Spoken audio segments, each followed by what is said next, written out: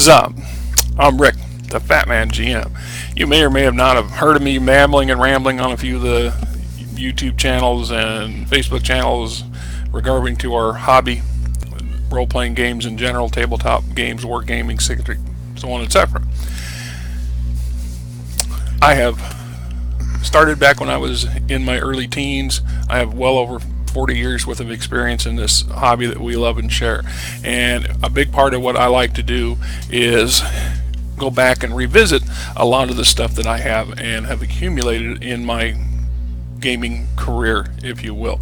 And everything from MERP, Starfleet, from FASA, a slew of Dungeons and Dragons and Shadowrun, Star Wars, etc., etc., etc.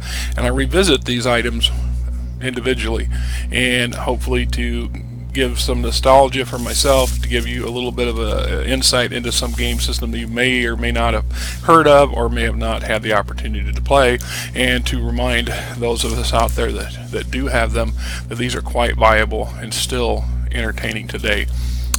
So here we go. Alright, my friends, you know that I occasionally like to go to the local gaming store, or what passes for one these days, called JCD and Hobby here in Des Moines, Iowa, and see what they got on their shelves, specifically on their used shelves. Prior to that, or just a segue or different, just a minute, I'll get to it. Appreciate those of you are the regular viewers of my channel. I know we've been on a slight hiatus this month. Every year I belong to a number of different Facebook channels that participate or champion our gaming hobby in general, and one of them is called the RPG Brigade. It's on Facebook. If you've never heard of it and you're a gaming enthusiast, please look it up. Request to join. They let anybody join. They do a challenge every year called the RPG A Day Challenge. It's traditionally RPG A Day Challenge for August of the blah year. So I have been posting videos. This year they did something different from the previous years. Previous years they would come up with a topic for each day that's game related, and you would do whatever comes to your mind in response, whether it's a blog or a vlog, or discussing your favorite game system or your issues with fellow gamers, etc. As long as it's in line with what the question was about. This year the fellows came up with this keyword. Each day has a specific word, and you were to go with it, right? And which is what I have been doing, although some words are much harder to come up with good stuff than others, and I will get to all 30 odd days of before the month's out if it kills me, but I am kind of off number and behind a little bit.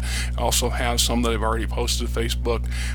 Later this evening, when I have the extra time, I will download them and save them on my computer, and so I can upload them as a part of YouTube. In the past, I used to do YouTube videos on the go at work and things like that, but YouTube changed its parameters on how many members you need. You need at least 1,000 subscribers in order to do a remote YouTube access, which is sad, right? But you can still do it with Facebook, and it took me a while to figure out how to copy a video file from Facebook to my computer so I could upload it to my YouTube channel, for those of you who are curious or give us, whatever. So back to this thing here, right? Okay, so obviously it's kind of, the top ones are kind of obvious. I am a big fan of Herbert's Dune series, and I have read, or have tried to read, pretty much every book that came out and has come out. Kevin Anderson I'm quite familiar with as a writer, because he has written a number of books for both Forgotten Realms and for Star Wars, and pretty good ones in my opinion, of course. And of course Brian is it's his father's work, and he's continuing in his father's footsteps. I was fortunate. These books look brand new, and I'm pretty sure I may have already read them in the recent past. I checked out from a library kind of thing, but I don't know that I can't 100% sure because I read so many books I keep losing track. But they had them on the discount bookshelf for $3.99. So how can you go wrong with not getting a pair of good books, that hardbacks that look good on the shelf and will sit there for some time? And then of course I went to the used bookcase for role-playing games, and most of those are going to be older, slightly outdated for some people, and such is the way things work. So like the last one of these I did, is this time it's pretty much all Shadowrun material, and some of this stuff is updated versions of my older stuff. And there comes a point in your collecting hobby, you either have to, many of us who live on a budget have to focus on this particular game system or this particular game system, than continually buying from everything that you're fascinated with. I have always liked FASA for material purposes, whether it's Shadowrun or it's BattleTech, for example, and a number of other game systems, because they're very nice reads. The books themselves lend themselves to a kind of a real world catalog and or educational book and or tabloid book, whatever you want to call, depending on their situation. The writers and designers read to you or write to you as if they are there at that time. I've always found it interesting, or ironic too, because I'm a big fan of Shadowrun. I have ran games and campaigns in the past for people. I've never been able to play in a Shadowrun as a player, but I have ran them numerous times. The thing about the Shadowrun setting is, of course, around the circa 2000, and 2000's come and gone. Now it's 2020, or coming up on 2020, and we're on par with the book. So obviously it's become what would have been a futuristic setting is now a alternate dimensional setting. Either way, it still functions, and as a unique type of campaign or game world, Shadowrun is very good and very well in detail. There's a lot of depth to it, and it's for good reason. I mean, these are just as an example. So here I picked up Canon Companion, which is basically a source book for weapons and weapon systems, martial arts, enhancements, and so on and so forth. And this one's been sitting in my loo this past week for light reading as I take my constitutionals, right? Anyway, I got this one for $1.99. Show up pretty good. $1.99. I mean, come on, look at it. The bloody thing looks brand new. How can you not go and say, I need that book, or I'd like that book? So at $1.99, like this one here, Virtual Realities 2.0, I have the original Virtual Realities. So now I have a companion book to go with it, which is nice. And some reading in the down the road. Magics Within the Shadows for another one for $1.99. The book has a little bit of wear on it, but it's still, and they make a point of marking them as pre-owned. But it's a good edition. And if you can hear the meowing in the background, that is our shelter cat, Frankie. They named her Frankie. I don't know why, but irony. This is the room we put her in at night, so she'll sleep and not run around like crazy all night long, like she does all day long, and more or less torment our older house cat. Give our older house cat a little bit of a break.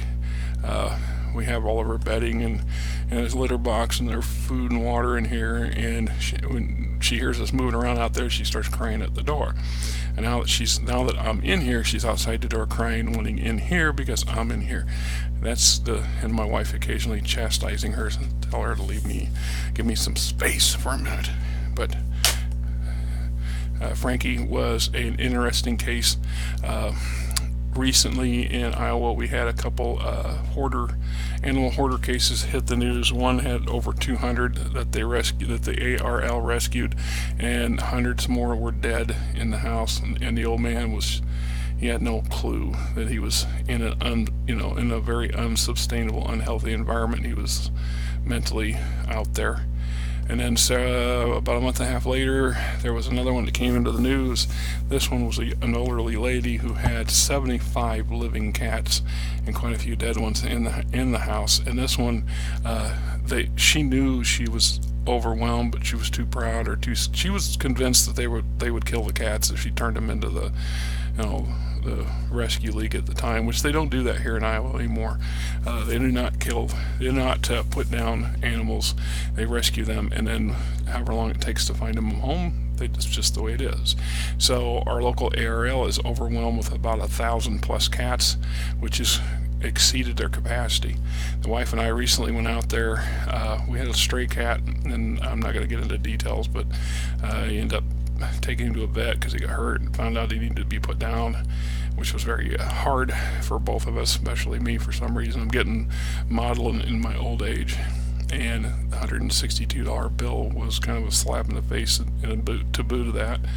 Anyway, when he had gone missing, we'd taken to feeding him, and when he hadn't showed up for 4 or 5 days, I thought the dog catcher, which comes around the neighborhood once in a while, might have snagged him. So we went up to the ARL and took a tour looking for him, and we saw all 1,020 odd cats that they got up there. It was crazy. So when we had a week after we had to put him down, a couple weeks ago, we went back to the ARL and adopted Frankie. The lady who had 75 odd cats in her hoard was actually throwing cats out the second floor window as the authorities were beating on her door downstairs, trying to get her to knock it off and to open up. Frankie has a bad eye. She's about a year old and has got more energy than the entire house put together. Is what it is. So anyway, here we got Rigger 2. I have the original Rigger book. I assume this is just a follow-up on that one. Once again, this one's seen a lot more wear and use, but it's still $1.99. It's irony, isn't it, when you look how nice, or how this has been used and loved. This book, it's got character, you can tell, right? But it's not falling apart, it's in good shape. But they've got it for $1.99, and look at comparison. See the wear, see how this looks pristine, still $1.99. And I mean, come on, how can you go wrong? I don't know what the original price on these things were. This one's been marked down twice because this is a clearance, trying to get rid of it. I can only guess what the original cost was, probably about $15. So Rigger 2, Shadowrun Attitude, for $2.99. Now this cover is no better or worse than the other one I just put down there from the first, but irony of irony, I bought this the last time. So I have a duplicate of this book. It's currently sitting in my work truck, so I can read through it. There's a lot of good stuff in here, a lot of interesting things, and I find that some of this material from any game system is translatable to other game systems, so you might pick up on ideas or thoughts or scenario possibilities or encounter possibilities or things that you want to incorporate from one game system to the next. And that's part of what we got, the concept of homebrew today, modifying whatever. So in any case, I got a duplicate, and we'll probably donate that one to some point. Awakening's New Magic in 2057. This is one I'm not familiar with, and there's, once again, some of these systems put out so much stuff. Unless you're a wealthy individual, you really just can't afford to keep up. And then there's the reading factor. It's not just enough to be buying these things, but you want to absorb them, you want to study them, you want to read them, you want to enjoy them. Back when I was in my 20s and I was a bachelor, I say this over and over again. I'd go to the store, and I was the Ivor's Dungeon at the time, and I would spend about $50. That was almost a quarter of my check in some years. Back when minimum wage was $5.35, and I would spend about $50, and I'd get 1 or 2 source books.